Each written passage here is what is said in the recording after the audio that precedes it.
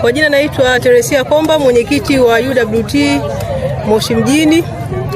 Leo hii tumekuja hapa katika kata hii ya Bomambuzi kwenye uwanja huu wa michezo kwa ajili ya kusapoti juhudi hizi za Mheshimiwa Mstahiki Meya Zuberi Abdalla Kidumo, kwa sababu UWT tunatambua mchango mkubwa ambao unafanywa na serikali yetu ya Jamhuri ya Muungano wa Tanzania chini ya Dr. Samia Suluhu Hassan. Tunafahamu kwamba kwenye moja ya ajenda ambazo Daktari Samia amezibeba kwa vitendo ni sekta hii ya michezo hajaiacha nyuma, na sisi tumekuja sio tu kumunga mkono Mstahiki Meya bali kumunga mkono Dr. Samia katika masuala haya ya michezo, kwa sababu tunatambua kabisa kwamba michezo ni ajira, michezo kupitia michezo vijana na watu wengine wanaweza kupata fursa kwenye mambo mbalimbali.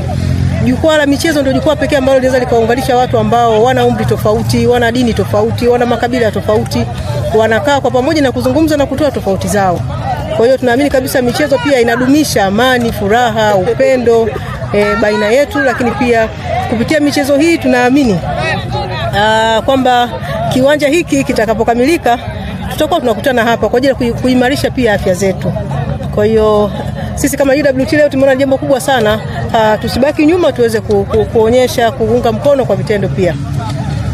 Wadau wa michezo tunachoweza kuwashauri ni kuwekeza kwenye michezo, maana ukiwekeza kwenye michezo hutapoteza, kwa sababu tunaamini jukwaa hili la michezo lina mambo mengi.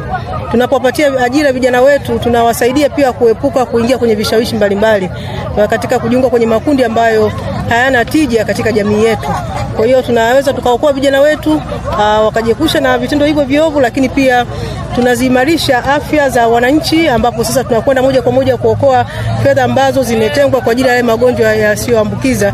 Sasa bajeti ile ya serikali ambayo imetenga fedha zile zinaweza zikatumika kwenye masuala mengine ya maendeleo badala ya kwenda kutibu magonjwa ambayo kwa kupitia tu mazoezi tunaweza tukaepukana naye.